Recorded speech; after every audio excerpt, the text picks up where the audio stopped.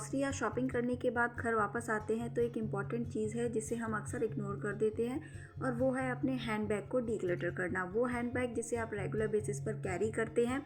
Next time आप जब भी ग्रॉसरी या शॉपिंग के लिए जाएंगे तो आपका हैंड बैग ऑलरेडी फुल होगा, एंड जिस चीज़ की हमें नीड होगी वो उस वक्त हमें नहीं मिलेगी। इसलिए अपने हैंड बैग को ऑलवेज डीक्लटर करते रहिए।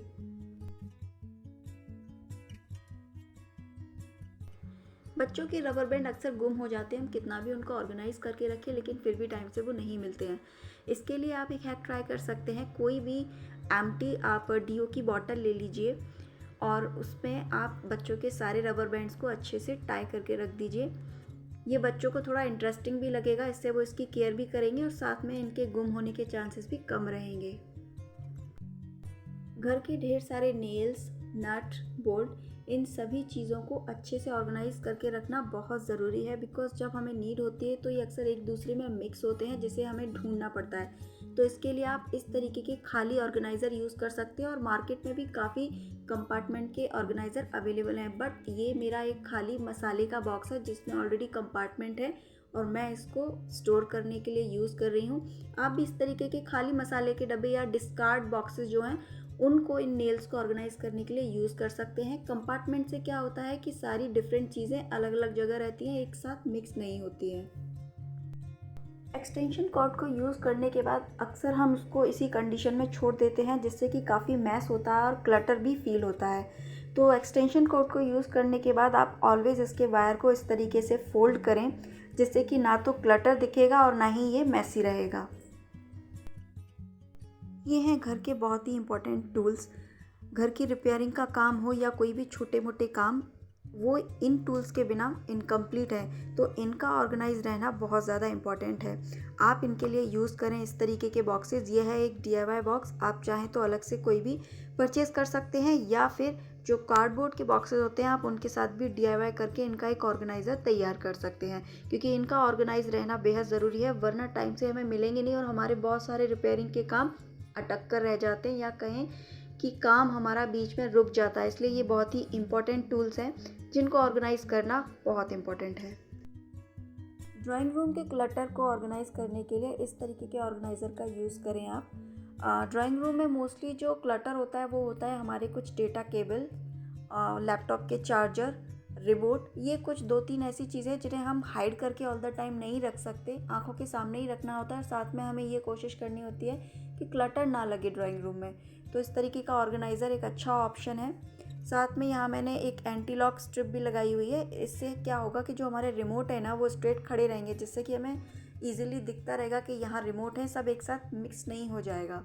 तो इस तरीके से आप ड्राइंग रूम का जो भी क्लटर है उनको आप ऐसे ऑर्गेनाइज करके रख सकते हैं। केचप के बड़े रीफ़िल पैक या बड़ी बॉटल को यूज़ करने से क्या होता है कि ज़रूरत से ज़्यादा केचप बाहर आ जाता है।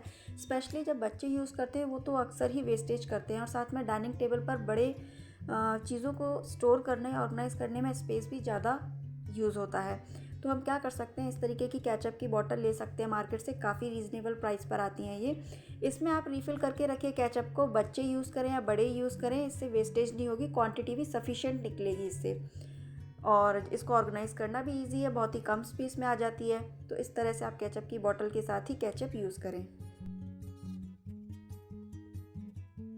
पैकेट से हम जब भी किसी सामान को छोटे कंटेनर में रीफ़िल करते हैं तो हमें हमेशा यूज़ करनी चाहिए फ़ेनल, बिकॉज़ फ़ेनल से क्या होता है कि वेस्टेज नहीं होती, क्योंकि कंटेनर छोटा है तो पैकेट से जो भी सामान गिरेगा ना वो डायरेक्ट कंटेनर के अंदर जाएगा। और अगर आप विदाउट फ़ेनल आप इसको इसके अंदर डालेंगे तो अक्सर आप देखेंगे कि वो इधर उधर फैल जाता है, तो इससे वेस्टेज होती है और साथ में उस वेस्टेज को क्लीन करने में भी हमें टाइम लगता है।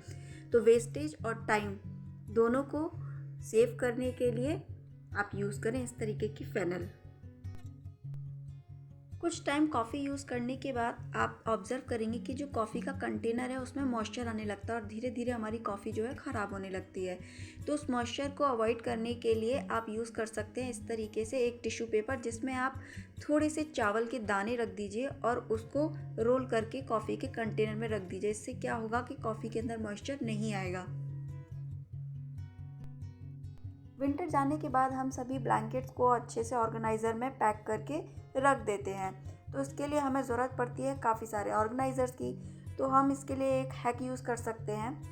जो ब्लैंकेट है उसे अच्छे से फोल्ड करके पुराने पिलो कवर में हम उसे अच्छे से ऑर्गेनाइज़ कर सकते हैं। इससे क्या होगा कि एक तो ये क्लीन रहेंगे, साथ में अगर आप इन्हें एज अ पिलो यूज़ करना चाहें तो वैसे भी यूज़ कर सकते हैं, और चाहें तो इन्हें ऑर्गेनाइज़ करके कबर्ड में भी रख सकते हैं। जो हमारे ब्लैंकेट्स हैं वो अच्छे से ऑर्गेनाइज रहेंगे, नीट एंड क्लीन रहेंगे, और हमें नए ऑर्गेनाइज़र परचेज़ करने की भी ज़रूरत नहीं पड़ेगी।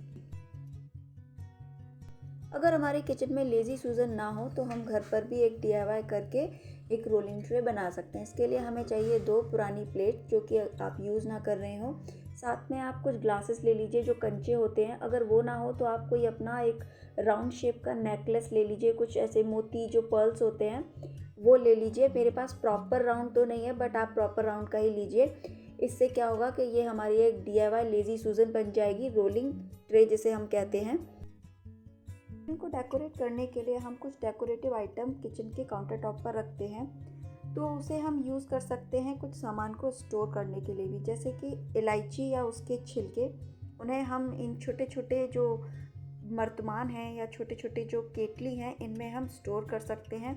साथ में दूसरे वाले में मैं स्टोर करती हूँ कुछ कॉटन बैग के पीसेस। कॉटन बैग जो कि हम अक्सर सब्ज़ी या फ्रूट परचेज़ करते हैं, तो उसके साथ जो कॉटन बैग आते हैं उनको मैं कट करके छोटे छोटे पीसेस में इन डेकोरेटिव आइटम में स्टोर करके रखती हूँ, क्योंकि कभी कभी काउंटर टॉप पर कुछ चीज़ें ऐसी होती हैं जिन्हें क्लीन करने के लिए हम किचन टॉवल को यूज़ नहीं करना चाहते। तो ये ऐसे पीसेस हैं जिसे just use and throw purpose के लिए हम रख सकते हैं। तो इस तरीके से काउंटर टॉप डेकोरेट भी रहता है और साथ में उसके अंदर हमारे कुछ यूज़फुल आइटम स्टोर भी रहते हैं। This is all for today everyone. I hope आपको ये आइडियाज़, टिप्स एंड ट्रिक और हैक कुछ यूज़फुल लगे होंगे। Then please do consider subscribing my channel and keep watching.